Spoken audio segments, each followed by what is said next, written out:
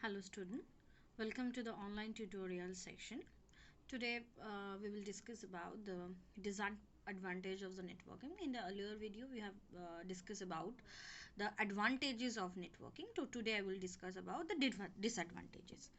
So first and foremost disadvantages, we can say the most important is the robustness. There's a lack of robustness. So what is this? Actually, all the PC and everybody is connected through a server. Okay, so suppose any error occurs or any problem occurs on the server, then what will happen in the terminal means the end computer will not able to get any information. Suppose when you go into the bank or something, they say a server is down, sir, so we cannot update something. Or suppose you are searching any informations or something like that, server not found, the error we are getting, that is server not found. So sometime if any problem occur in the server, then it is affect the communication between the terminals ends also. So it will because only a mother copy is available, is there in the central. So if locally something updated also, then not to, we have to reflect it on the central copy. So if central one is not working, then locally update will not work. Suppose you have locally deposited money in a bank account, you have deposited money, but when the tailor want to update it, it will not work because server is down. So what, you have deposited but still you are not getting the updation, so it will affect. Okay, next one is it is a lack of the independenceness, that actually here actually we can say the same type of things. The lack of independence is that the single PC not actually can do everything. Okay, the client one, when a client server system, we are actually following the client and server system. Clients are called the terminals. So in client are have nothing to do much, uh, because access or priority, some issues are there with the user or the client. So if they won't want that I will change it, these things I will change that thing, no, they have to perform the security or access, if face a security or access issue, then only they can do. So independently they cannot work as their own. Next is virus and malwares are there. Okay, there is a chance that whatever informations are there in your particular PC maybe get contaminated. Okay, some virus, or suppose you have entered any pen drive or something like that, through that any virus came to your system, and your file whatever store it is, so it is corrupted. Okay, so or somewhere if someone sends a mail, and through this mail any malicious or any virus are there, you have opened the mail, your total system has been crashed down. So these things can happen with you. So virus threat, malware, when malware threats are available when in the we are working on the network. That's why we need to secure our network. We need to install firewalls for that, so nothing, no virus can attack our system and harm our files or information for it. Next one, actually it is fourth component, that is the cost of a network. To set up a network, suppose you're thinking about in a lab, in a normal organization, maybe 20, in a small organization 20 25 number of 30 number of systems are there, or in a larger company, so they have 10,000 17,000 number of computers or something like that. Or in our school though there is 15 or 20 something. So set up a LAN connectivity between them, it is right now difficult to set a LAN connectivity. And what is the cost, because LAN's cable that we are getting, that is a very costlier one to set up these things. So to set up a network between 20 computer, you find out the what is the cost.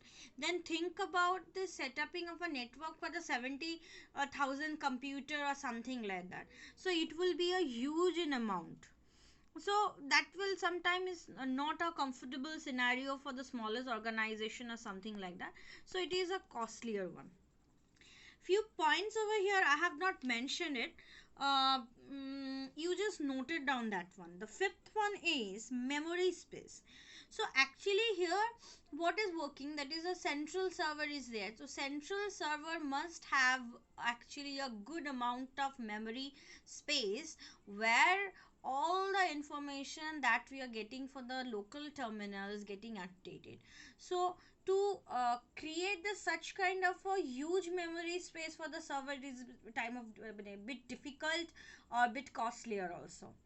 Okay, so next component that is associated with the virus and malware was a security system, implementation of security. I have said when I'm trying to explain the third point that we have to set up a firewall system so that no one can attack our network to retrieve any information. It need to be secure enough because there is in the communication in the network channel so many important notifications informations are there.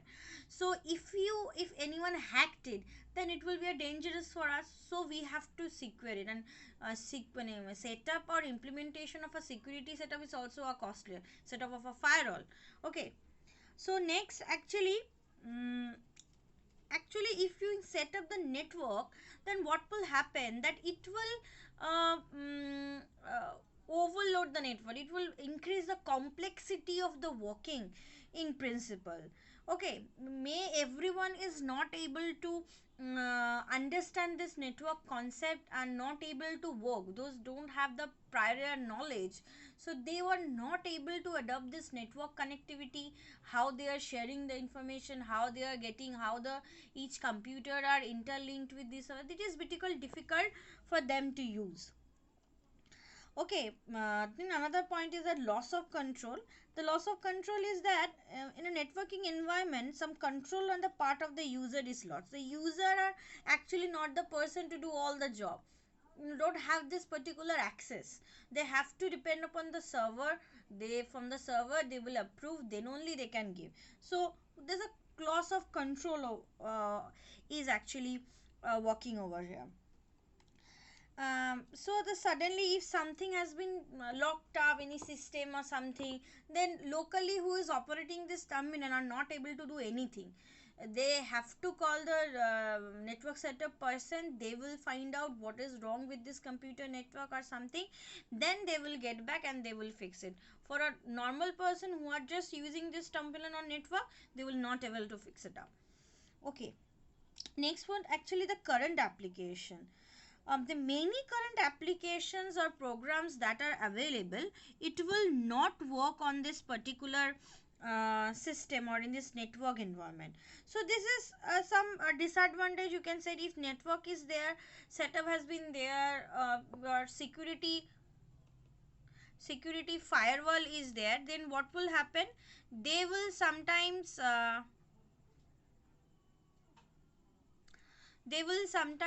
give the threats that this whatever informations or programs you trying to install, uh, it is a threat to us, but for the network it will not give you the permission to install the particular software like that. So this is actually a quite disadvantage if I want to install some other software or something like that. So or also this actually this they will what many export systems are actually not working in the network system. These are actually the disadvantages of networking. Thank you, student.